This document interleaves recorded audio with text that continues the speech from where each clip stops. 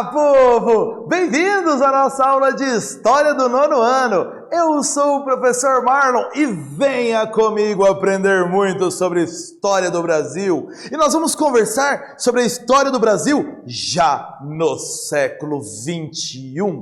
O Brasil entrando no século XXI, como estava esta questão econômica, política, social do Brasil no início do século XXI? Vem com a gente para a gente conversar, porque nós vamos analisar as principais características do primeiro governo do presidente Lula. Ou seja, vamos falar aí de 2003 a 2006 e compreender como as políticas de transferência de renda influenciaram a sociedade brasileira. Portanto, nesta aula, o primeiro governo de Lula como presidente do país. Mas antes, duas questões rapidinhas para você relembrar de como chegamos aí. Primeira delas, você lembra algumas das principais medidas tomadas pelo governo Fernando Henrique Cardoso nas áreas de saúde e educação?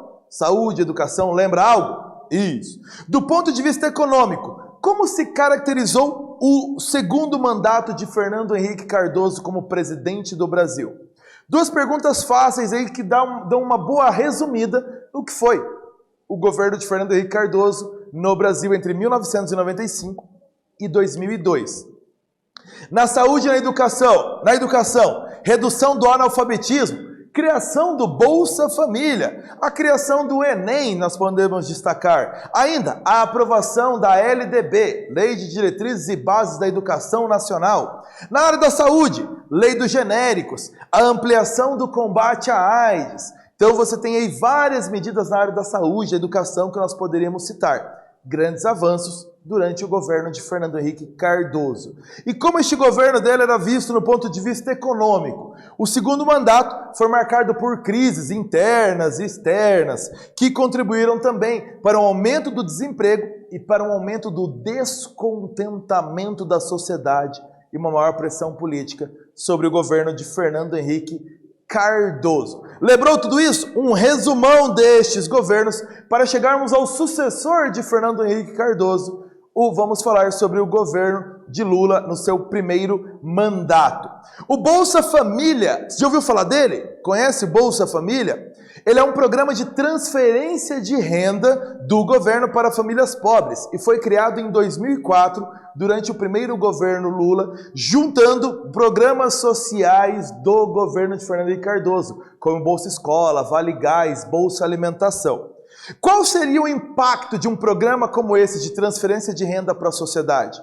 É claro que um programa desse trouxe aí um maior poder de compra para a sociedade e um alívio para as famílias em situação de pobreza e de extrema pobreza. Portanto, um grande impacto na sociedade. Na primeira década aí dos anos 2000, houve uma grande redução dos índices de pobreza no Brasil, muito por causa da ação desses programas de transferência de renda, como Bolsa Família. Porém, falta de moradias, falta de saneamento básico, falta de alimentos, falta de acesso à saúde, são problemas que ainda precisam ser superados no Brasil. Ainda não foram deixados para trás totalmente. Quais são os maiores desafios da região que você mora? Existem desafios na área do acesso à saúde, acesso à alimentação, moradia digna, saneamento básico. É algo tranquilo na região onde você mora? Quais são os problemas a ser superados? Então, portanto, questões ainda para pensarmos para o Brasil, desafios ainda que precisamos deixar para trás, mas que ainda estão presentes na nossa vida. Portanto, é algo para você analisar na região que você mora, os maiores desafios que precisam ser enfrentados e superados. Depois de 3 derrotas consecutivas nas eleições presidenciais de 1989, 1994 e 1998, o ex-metalúrgico, líder sindical e fundador do Partido dos Trabalhadores, Luiz Inácio Lula da Silva, venceu José Serra no segundo turno, aí com mais de 61% dos votos válidos, e se tornou presidente do Brasil. Então aqui um mapa do Brasil que mostra mais ou menos como ficou a eleição aí no segundo turno, a distribuição dos votos, uma vitória considerável de Lula, se tornando presidente do país. O candidato a vice de Lula foi um empresário de Minas Gerais, José Alencar, que pertencia ao PL, que era conhecido como um intermediador entre setores empresariais e conservadores e que trouxe então esse fator para a chapa aí de Lula. Então você tem até uma imagem dos dois juntos conversando aí, José Alencar e Lula, tirando um pouco essa ideia de um governo mais radical, um governo mais à esquerda de Lula, trazendo como vice um empresário de sucesso de Minas Gerais, sendo aí um conciliador. A vitória da chapa de oposição ao sucessor de Fernando Henrique Cardoso, ela demonstrou que havia uma insatisfação social com o baixo crescimento econômico e com o desemprego. Lula era oposição a Fernando Henrique Cardoso. O candidato aliado a Fernando Henrique Cardoso era José Serra, que foi derrotado na disputa eleitoral. Portanto, mostrou que a sociedade queria mudanças, descontente aí, principalmente com o baixo crescimento econômico e com o desemprego. Exercício para você, capa do jornal O Globo de 28 de outubro de 2002, mostrando aí com destaque a vitória de Lula na disputa eleitoral do segundo turno. Em outubro de 2002, o ex-líder sindical Luiz Inácio Lula da Silva venceu a eleição presidencial. Ele já havia sido candidato em 3 eleições anteriores, como nós falamos, 1989, 1994 e 1998. Quais fatores ajudaram na vitória de Lula em 2002?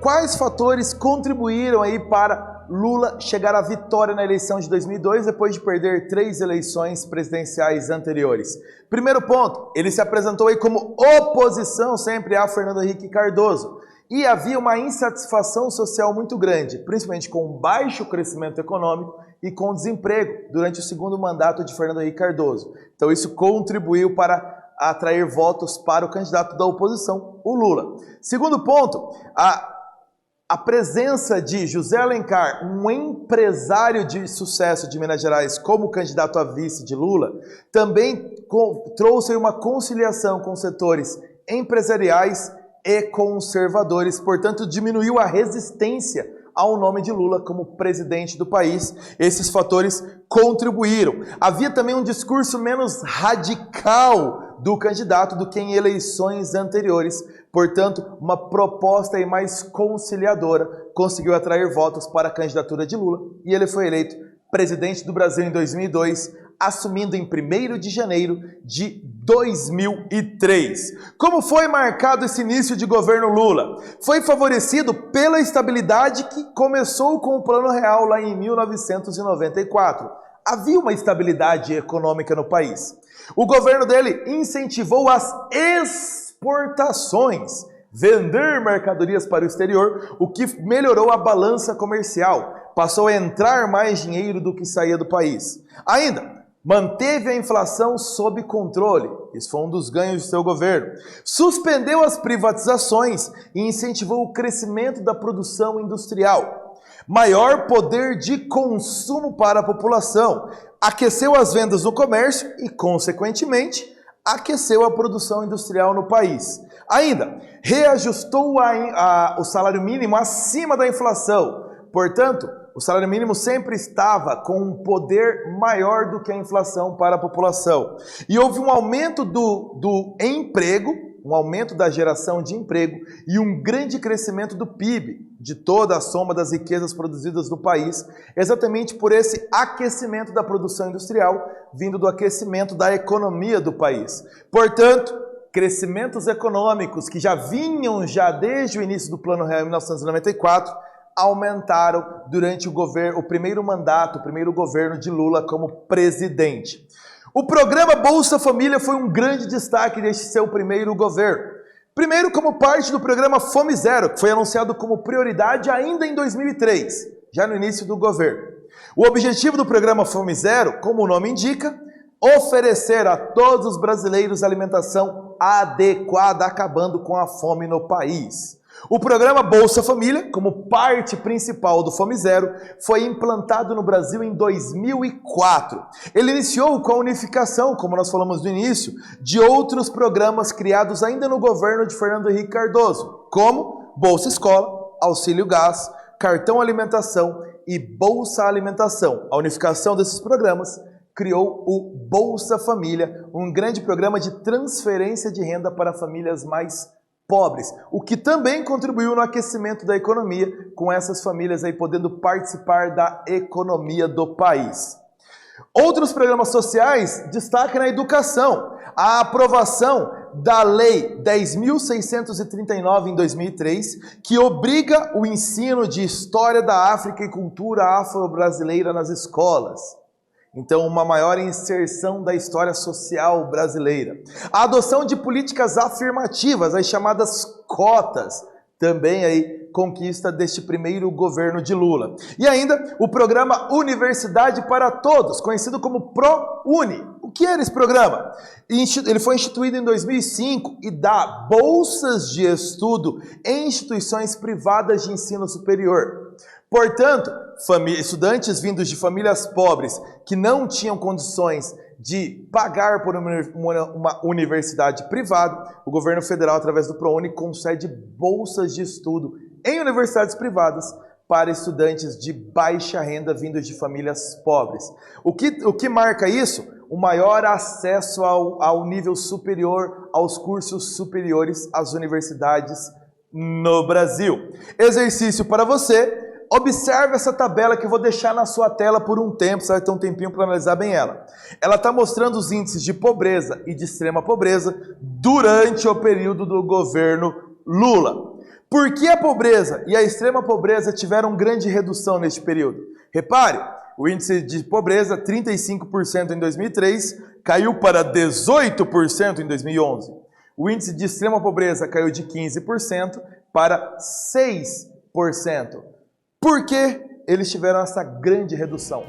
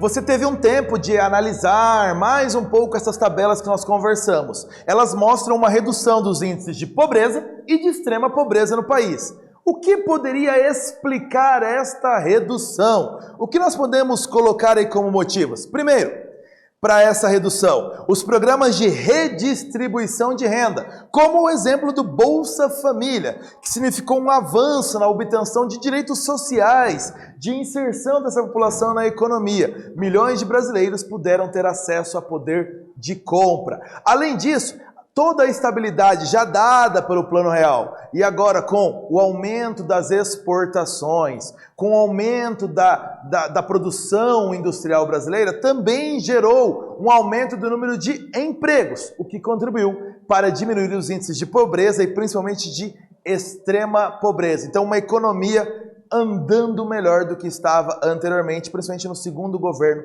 de Fernando Henrique Cardoso.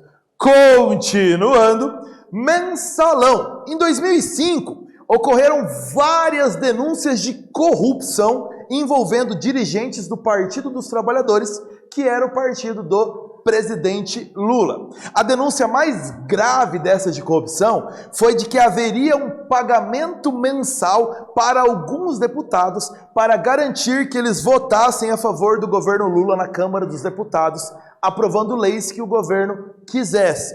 Essa compra de votos à época ficou conhecida como mensalão, como se fosse uma mesada, um dinheiro para deputados votarem a favor do governo nas leis que interessassem ao governo. Os envolvidos nesse mensalão foram julgados pelo Supremo Tribunal Federal, o STF, na figura famosa à época do juiz Joaquim Barbosa, que foi o relator do caso no Supremo Tribunal Federal. Entre os condenados à prisão estavam importantes lideranças de vários partidos políticos, além de empresários e outros. A aprovação do governo Lula, porém, permaneceu alta mesmo com o escândalo de corrupção do mensalão. Exercício para você, leia comigo esse texto. Favorece-se essa corrupção da ausência de reformas, da estrutura burocrática e, em alguns casos, do crime organizado. Os funcionários se apropriam do Estado, quer por meio das eleições, quer por meio dos cargos públicos, e o sistema de trocas, favores e tráfico de influência tornam-se recorrentes no meio público. Então, você tem um texto falando aí sobre como essa corrupção vai tomando conta do setor público em alguns casos. Falando em corrupção, mensalão. O que foi esse escândalo chamado de mensalão?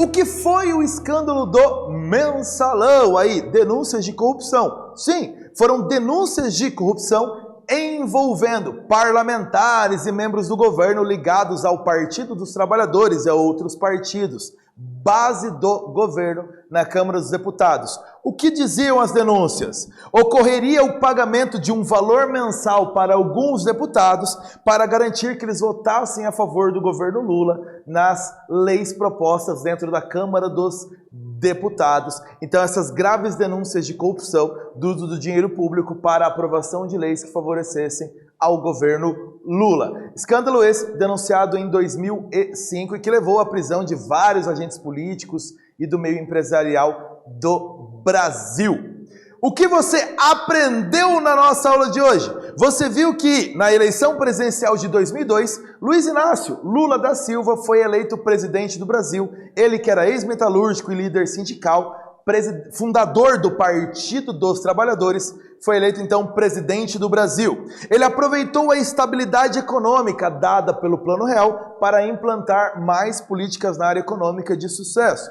Aumentou o emprego, melhorou o PIB, aumentando aí a produção industrial e as exportações. Investiu também em programas sociais, como, por exemplo, Fome Zero, Bolsa Família e o programa Universidade para Todos. Também houve no seu governo denúncias de corrupção, como as denúncias do Mensalão, de uso do dinheiro público para a compra de deputados para votarem a favor do governo na Câmara dos Deputados. É isso, crianças. Ficamos por aqui nessa aula. Bons estudos para você. Tchau, povo!